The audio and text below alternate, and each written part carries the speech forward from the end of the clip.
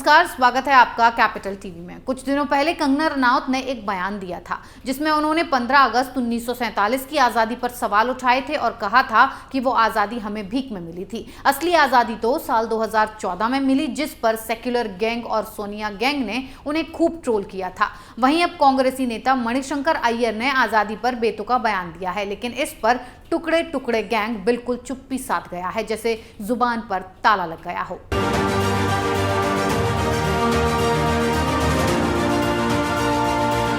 बॉलीवुड अभिनेत्री कंगना रनौत के बाद अब कांग्रेस नेता मणिशंकर अय्यर ने देश की आजादी को लेकर विवादित बयान दिया है। सीनियर कांग्रेस लीडर अय्यर ने इंडो रशिया फ्रेंडशिप सोसाइटी के एक कार्यक्रम को संबोधित करते हुए कहा कि साल 2014 के बाद से हम अमेरिका के गुलाम बन गए हैं।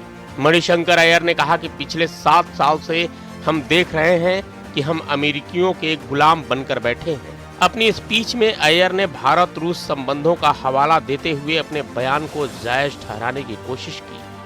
पूर्व केंद्रीय मंत्री अय्यर ने ये भी कहा, अमेरिका के साथ तनाव हुए, लेकिन मॉस्को के साथ हमारे संबंध कभी इस तरह से तनाव वाले नहीं थे। उन्होंने कहा कि जब से बीजेपी की सरकार आई है, हालात एकदम बदल गए हैं। कांग्रेस नेता मणिशंकर अय्यर ने कहा, पिछले 7 साल से हम देख रहे हैं कि गुटनिरपेक्षता की तो बात ही नहीं होती, शांति की बात ही नहीं होती। अमेरिकियों के गुलाम बनकर बैठे हैं और वो कहते हैं कि चीन से बचो। हम कह रहे हैं कि चीन के सबसे करीबी दोस्त तो आप ही हो।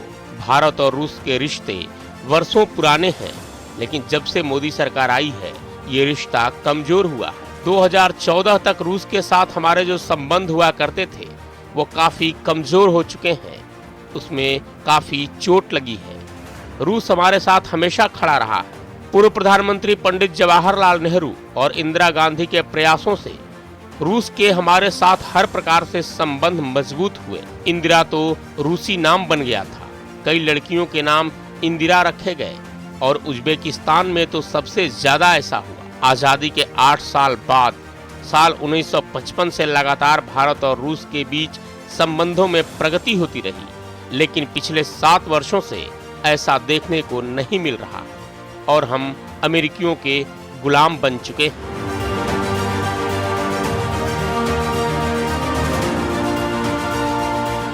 कंगना रनौत ने जब कहा था कि 1947 की आज़ादी हमें भीख में मिली थी, तो पूरा सेक्युलर और टुकड़े टुकड़े गैंग उन्हें ट्रोल करने लगा था।